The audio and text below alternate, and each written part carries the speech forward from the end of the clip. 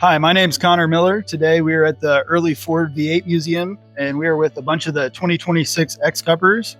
We will be going over the Timewise 825 speedometer, what comes in it, and how to install it. Hi, my name is Aiden Cake. Here is the user's manual, which is going to be the first thing you're going to pull out of your box from Timewise, and this is going to go over all the stuff we'll go over today. The next thing you're going to pull out is your Timewise speedometer, which you'll use throughout the whole race.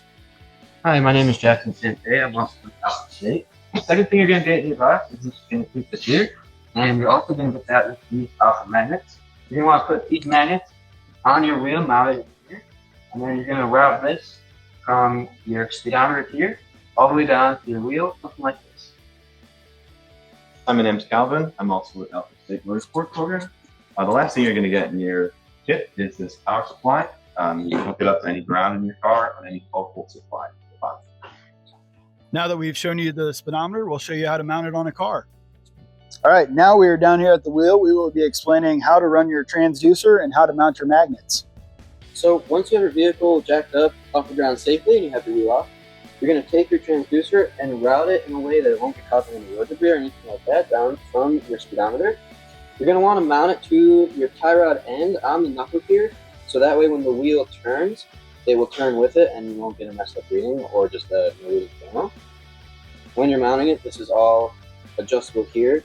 You're going to want the distance between where this flat surface is and your magnet on your wheel to be about 3/8 to 5/8 of an inch, or we use just 3 popsicle sticks glued together and put them in between like that. Also, if you're having an issue with the readings on the speedometer while you're driving or just off the bat, make sure this surface is clean because you could get a messed up reading from this back.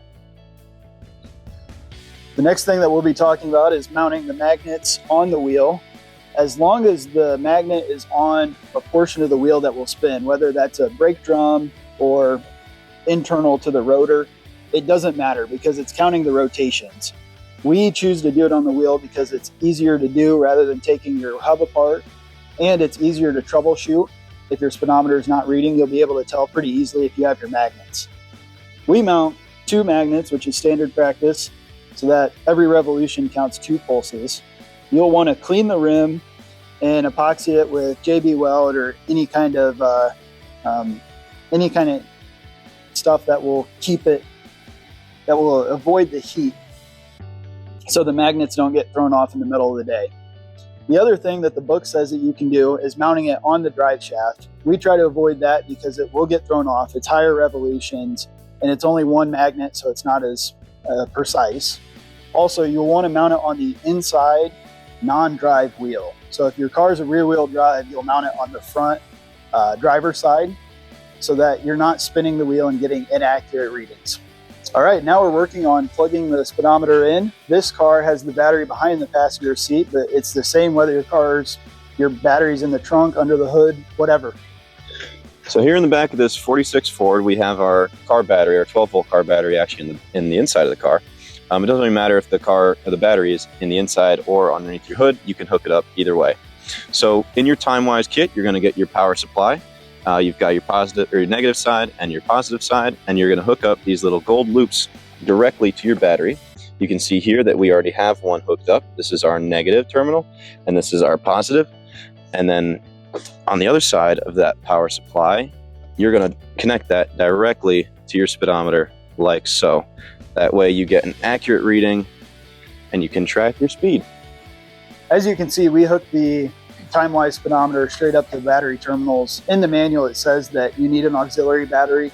We've never had issues with it draining the battery down. As long as you unhook it overnight, you can leave it hooked in for a lunch stop or dinner stop and won't have any issues.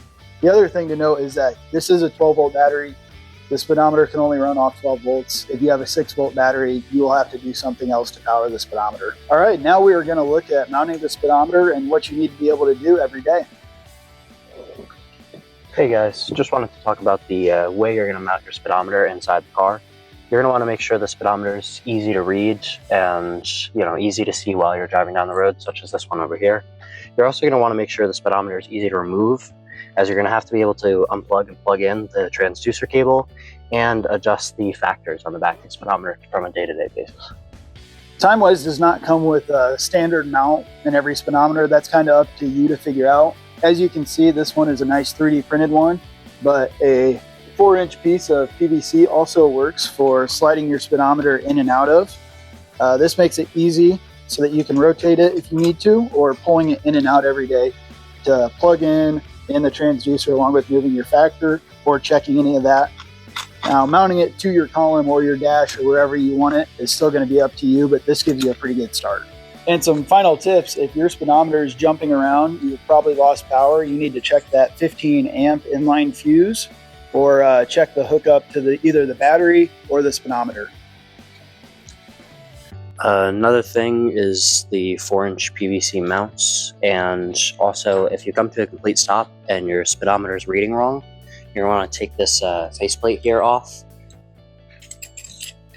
and spin the needle back clockwise because you've lost power. If you're getting readings that are about half of your actual speed or just no speed at all, you might be missing one or both of your magnets on your rims, or you might have a dirty transceiver or just a broken or messed up one. We also highly recommend that you do not attach your magnets to your drive shaft or your drive wheels, specifically your drive wheels. If you're a hot rodder and you like, going pedal to the metal, you'll be spinning those tires in the rear and you won't be getting an accurate reading.